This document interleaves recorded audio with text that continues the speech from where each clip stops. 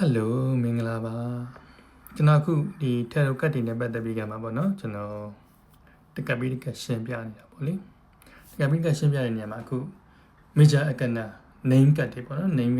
ကတ်တွေ major arcana 22ကတ်ကိုရှင်းတဲ့နေရာမှာအခုကျွန်တော်တတိယမြောက်ကတ်ဖြစ်တဲ့ကျွန်တော်တို့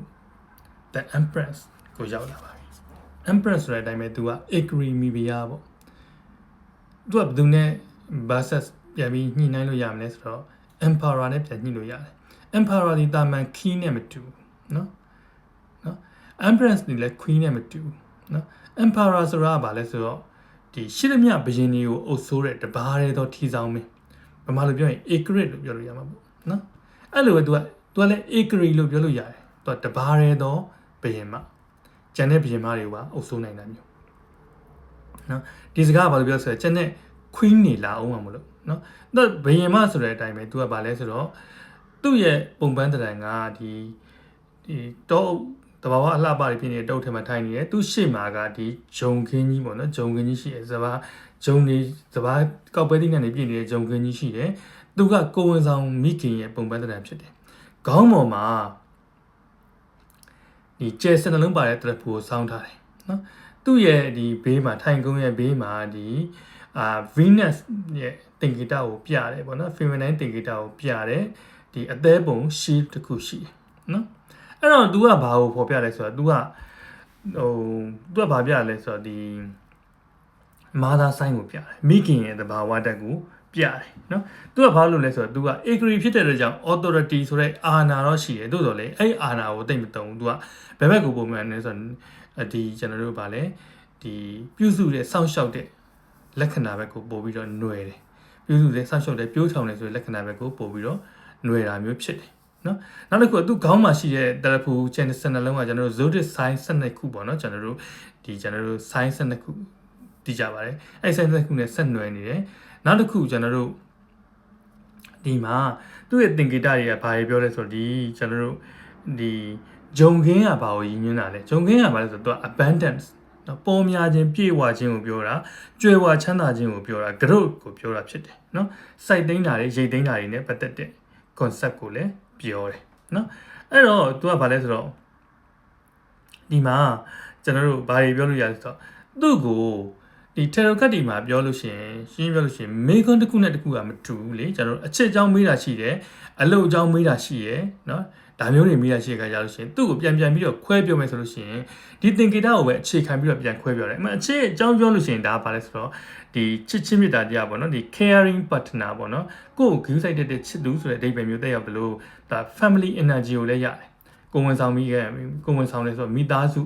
energy ကိုလည်းရတယ်နောက်တစ်ခုကျွန်တော်ဒီမှာဆိုရင်ကိုယ်ဝန်ဆောင်သင်္ကေတဖြစ်တဲ့အတွက်ကြောင့် pregnancy ဖြစ်တာကိုလည်းတစ်ခါတစ်ခါမှပြောလို့ရတယ်နော်ဒါအခြေရေးမေးရဆိုလို့ရှိရင်နောက်မှတကယ်လို့ကျွန်တော်တို့ career ပေါ့နော်ကျွန်တော်တို့အလုပ်ကိုင်နဲ့ပတ်သက်ပြီးမေးမယ်ဆိုလို့ရှိရင်လည်းဒါဘာဖြစ်ပါလို့ပြောလို့ရဆိုတော့သူကဒီမှာဆိုလို့ရှိရင် growth ပေါ့နော်ကြီးထွားဖွံ့ဖြိုးတာဒါမှမဟုတ်လို့ရှိရင်ကျွန်တော်တို့ဘာဆိုတော့ business expansion အလုပ်ကိုင်တိုးချဲ့တာမျိုးတွေပြောလို့ရတယ်နော်ဒါမှမဟုတ်ရင် proper ဒီဘာလဲ prosperity ပေါ့နော်ပိုင်ဆိုင်မှုတွေနဲ့ပတ်သက်ပြီးတော့ဆိုတာမျိုးပြောလို့ရတာမျိုးတွေရှိတယ်တကယ်လို့အဲ့လိုမှမဟုတ်ဘဲနဲ့ကိုက partner အနေနဲ့ကြည့်မယ်ဒါမှမဟုတ်လို့ရှိရင် personality နဲ့ကြည့်မယ်ဆိုလို့ရှိရင် caring give side ပေးတဲ့သူမျိုးဖြစ်တယ် warm nurture တဲ့သူမျိုးဖြစ်တယ်ဆိုတာမျိုးကျွန်တော်တို့ကပြောလို့ရတယ် creative ရှိရဲဆိုတာမျိုးပြောလို့ရတယ်ဇောက်ထိုးဆိုလို့ရှိရင်ရောဇောက်ထိုးဆိုလို့ရှိရင်သူကဘာလဲဆိုတော့ laziness ပြင်းတာမျိုးတွေပြင်းတတ်တယ်ဆိုတာမျိုး dependence မိခိုမှုပြုတယ်ဆိုတာမျိုးเนาะနောက်တစ်ခု self care ကိုပဲ give side တယ်ဆိုတာမျိုးเนาะနောက်တစ်ခုကဘာလဲဆိုတော့ creative block creativity ကိုပိတ်ဆို့ထားတယ်ဒီထွန်းပန်နေနေတော့နေပိတ်ဆို့ထားရဲဆိုတဲ့အဓိပ္ပာယ်မျိုးတက်ရောက်တာမျိုးတွေရှိတယ်ဒါကကျွန်တော်တို့ဗာလဲဆိုတော့ပြောင်းမြန်စောက်ထိုးအဓိပ္ပာယ်နဲ့ကောက်တာမျိုးဖြစ်တယ်တကယ်လို့ကျွန်တော်တို့ကခိုင်းပြောနေကြတဲ့အတိုင်းပဲဒါဒီကျွန်တော်တို့ကဒီ Rider Waite Tarot ရဲ့ Rider Waite Tarot ရဲ့ကျွန်တော်တို့သင်္ကေတဖြစ်တယ် Rider Waite Tarot မှာပဲကျွန်တော်တို့ခိုင်းပြောနေကြလို့ပဲဒီ Mythic Tarot ပေါ့နော် Mythic Tarot ကျွန်တော်တို့ဗာလဲ Greek mythology ရ cat ဆိုလို့ရှိရင် तू ကဒီ cat ကိုရည်ညွှန်းတယ်တော့ဗာလဲဆိုတော့ Demeter ဒီခုနကကျွန်တော်ပြောခဲ့တယ်ပထမဆုံးနံပါတ်2 cat ဖြစ်တဲ့ High Priestess နဲ့ဆက်ဆက်နေ High Priestess က Persephoneရဲ့အမေက Demeter နော်တော့ဗာလဲဆိုတော့ကျွန်တော်တို့ Zeus ကနေပြီးကမှဒီ Olympian net တွေပေါ့နော် Olympian net တွေကနေပြီးကမှ Titan net တွေကိုနိုင်ပြီးတဲ့နောက်မှာ तू ကကဘာမျိုးအုပ်စိုးခွင့်ရတယ်အုပ်စိုးခွင့်ရတဲ့အခါမှာ तू ကဘယ်လိုအုပ်စိုးလဲဆိုတော့ Zeus ကနေပြီးကမှ तू ကကောင်းငင်ကိုအုပ်စိုးတယ် Hades ကကျွန်တော်တို့ ငရဲပြည်ကိုအုပ်စိုးတယ်ပစိဖိတ်ကကျွန်တော်ပင်လယ်ကိုအုပ်စိုးတယ်ဒါမျိုးခွဲဝေတယ်ပေါ့နော်အဲ့ခွဲဝေတဲ့နေရာမှာဒီ Demeter ပေါ့နော်သူတို့ရဲ့ညီမ Demeter ကနေပြီးကမှကောက်ပဲတိနိုင်တွေကိုအုပ်စိုးခွင့်ရတဲ့ဘုရင်မဖြစ်လာတယ်နတ်ဖျားဖြစ်လာတယ်အဲ့ကောက်ပဲတိနိုင်တွေအုပ်စိုးခွင့်ရတယ်ဆိုတော့လည်းပဲသူ့မှာတမီးတော်ပါစီပုံးရှိတယ်ပါစီပုံးကိုဟိုတစ်ခါပြောခဲ့ဟိုတနေ့ကပြောခဲ့တယ်လို့ပေါ့နော်ကျွန်တော်တို့ဒီအဝါကနေပြီးကမှ Hades ကနေပြီးကမှမြေအောက်ကလောကခိုးသွားတဲ့ခါမှာသူကနေပြီးကမှကိုယ့်ရဲ့ကောက်ပဲတိနိုင်တွေကိုကောင်းကောင်းမဆိုင်နိုင်မပြောနိုင်ဖြစ်သွားရောဖြစ်သွားတဲ့ခါကျလို့ရှိရင် ZS ကနေပြီးကမှပါစီပုံးကိုပြန်ခေါ်ပေးတယ်ပြန်ခေါ်ပေးတဲ့မှာပါစီဖုန်းကနေပြီးမှမြေရောက်ကဘာကနေတလဲသီး၄စီစားခဲ့တဲ့အတွက်ကြောင့်မြေရောက်ကဘာကိုပြန်ကိုပြန်မယ်ဆိုတော့ ZS ကတရားဆုံးဖြတ်ပေးတယ်။တစ်နှစ်မှာ12လရှိတဲ့4လကိုဒီပါစီဖုန်းကိုကျွန်တော်တို့ဒီမြေရောက်ကဘာကိုပြန်သွားခွင့်ပြုလိုက်တယ်။အဲ့တော့သူ့အမေဖြစ်တဲ့ Demeter သူ့သမီးရှိမပြောတော့မပြောတဲ့ခါကျလို့ရှိရင်တစ်နှစ်မှာ12လရှိတဲ့8လကိုပဲကောက်ပဲသိနိုင်နေစိုက်နေနင်စိုက်နိုင်တယ်ပေါ့နော်။ကျန်တဲ့သူ့သမီးမရှိတဲ့4လသူ့သမီးမြေရောက်ကဘာကိုရောက်တာ4လဆိုလို့ရှိရင်ကောက်ပဲသိနိုင်နေမစိုက်နိုင်တော့သူ့သမီးကိုလွှမ်းဆွနေရတဲ့ကြောင့်ကျွန်တော်ဒါလည်းဗာလဲဆိုတော့ဒီwinter ပေါ့နော်ကျွန်တော်တို့ဒီဘက်အေးတဲ့အနောက်နိုင်ငံတွေမှာဆို winter ကာလဖြစ်သွားတာပေါ့နော်ကောက်ပဲတိနဲ့ဘလုံးမမဖြစ်ထွန်းတဲ့ကာလတွေကိုကျွန်တော်အရင်ညွှန်းတယ်အဲ့တော့ဒီတိုင်းပဲသူကဗာလဲဆိုတော့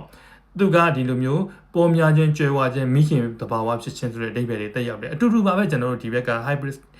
empress နဲ့အတူတူပဲသူကတော့အခုရှိတဲ့ Greek god အနေနဲ့ဆိုလို့ရှိရင်သူက Demeter ကိုယဉ်ညွှန်းတာပဲဖြစ်တယ်နော်အဲ့ဒါကြောင့်ကျန်တာတွေကလည်းအတူတူပဲများသောအားဖြင့်သူ့ရဲ့သင်္ကေတတွေကအတူတူပဲမိခင်တဘာဝကိုပြဆိုတာတွေရှိတယ်ကောက်ပဲတိနဲ့ပြောပေါ်များကျွဲဝါတာတွေပြောတာဖြစ်တယ်ဒါမှမဟုတ်လို့ရှိရင်ကျွန်တော်တို့ဒီယာဒီစဝင်းပေါ့နော်ကောက်ပဲတိနဲ့ယာဒီစဝင်းလေတာတွေကိုပြောတာတွေဖြစ်တယ်နော်တဘာဝ nature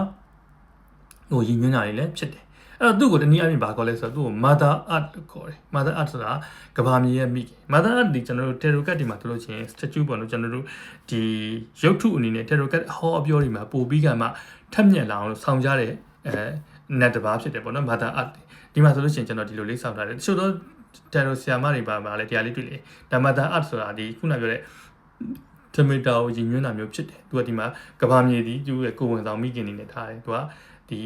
ကောက်ပဲတိနဲ့နေပေါ်ပြေဝလာအောင်တော့ဒါမှမဟုတ်လို့ရှိရင်ဒီကဘာမြေကြီးစိမ့်နှန်းဆုပ်ပြေလာအောင်ဖန်ဆင်းပေးတယ်ဒီတက်တိုမှာဆိုလို့ရှိရင်လည်းဒီ mother art ကိုများတော့ဖြင့်ကိုယ့်ရဲ့ဟောပြောတွေပို့ပြီးစွန့်ရည်ထက်လာအောင်တုံးကြတာတွေလည်းရှိတယ်လို့ကျွန်တော်တို့ယူဆကြတယ်ဒါဒီကျွန်တော်တို့စောစောပြောတဲ့ Demeter ကိုယဉ်ညွှန်းတာဖြစ်တယ်